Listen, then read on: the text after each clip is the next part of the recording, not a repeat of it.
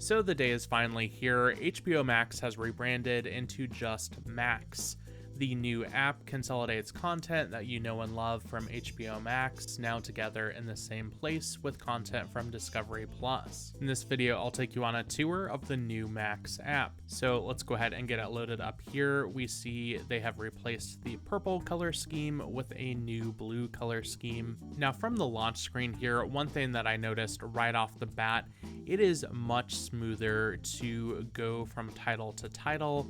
I know one of the things that they emphasized in their press conference was that the new Max app would be, I believe, 33% faster, and I do feel that just navigating through the app. There are some new Max original shows that they released to coincide with the relaunch of HBO Max as Max. Scrolling down here, we see the new brand spotlight section. Now, this, of course, now incorporates both brands from Discovery as well as from Warner Brothers. So we've got HBO, that is not in the name of the streaming service, but it is a significant part of their content. We have the Max Original section, TLC, HGTV, DC Comics, Wizarding World. This is new, a new hub, so I believe they're really going to double down on Harry Potter content going forward, especially with the new series they have coming out. They have Food Network, Discovery, Magnolia Network, Turner Classic Movies, Adult Swim, Studio Ghibli. They have a Kids and Family section. I believe this replaced the Looney Tunes hub. Cartoon Network, Sesame, Workshop, Travel Channel, ID, and CNN Originals. Now, some of these shows here you're going to recognize from the Discovery Plus app, things like Diners, Dive-Ins, and Drives. It's also alongside movies that you would recognize as being from, Warner Brothers and from the HBO Max world, like Shazam, Fury of the Gods, Step Brothers, Kingsman, Harry Potter, Men in Black, all of that. And of course, it's all mixed in one happy place. They've rearranged some of the things in the app. You'll see here when you go to the left now, they have Search, Home, and My Stuff. The My Stuff section is a little bit different than what they had before. Let's go back to the Home section here. At the top, there are now sections for series, movies, HBO.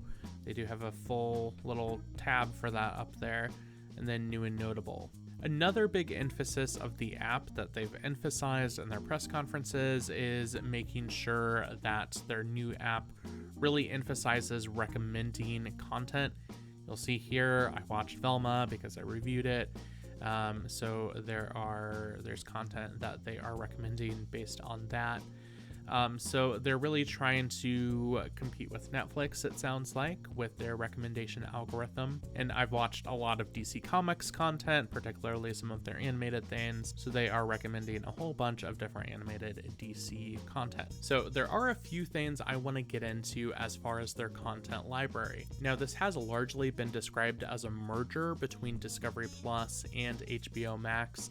I did notice in cross-referencing their content libraries, though, that there is some content from Discovery Plus that did not carry its way over into the new Max app, particularly content that's on Discovery Plus from some of the brands that are not under the Warner Brothers Discovery umbrella, like the A&E networks, A&E, History, and Lifetime. None of that content has carried over to Discovery Plus. There's also some of the content that's maybe a little bit older, maybe not watched quite as much as, something like 90 Day Fiancé, that has not carried over from Discovery Plus to the new Max app. I'll have an article on my website and I'll have a link in the description if you want to check out some more details on that. But despite that, the overwhelming majority of the content from Discovery Plus, like the most watched shows that you would expect, 90 Day Fiancé, Diners, Drive-Ins, and Dives, all of that good stuff has carried over from Food Network and from TLC and from HGTV to this new consolidated app. Now, even though it was faster for me to navigate in the Max app than it was previously in the HBO Max app, I did notice that there were some bugs, particularly on the Apple TV app. If I scrolled all the way to the bottom of a screen, sometimes it would automatically go back up. I don't know what that's about.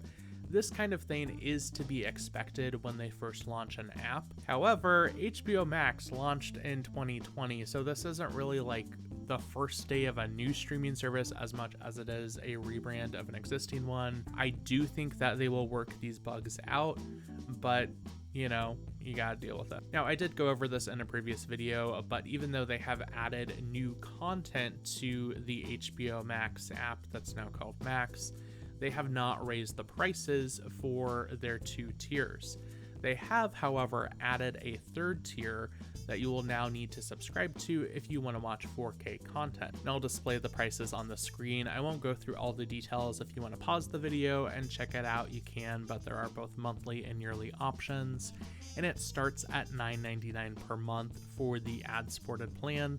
Personally, that's the one I use. I think the ads on HBO Max have been fairly non-intrusive compared to some of their competitors. I will need to spend a little bit more time with the Max app to see if any of that has changed, but so far it looks pretty similar as far as the ad experience. Now, with all of the content from Discovery Plus that has been added on to the Max app, that now gives them over 35,000 hours of content.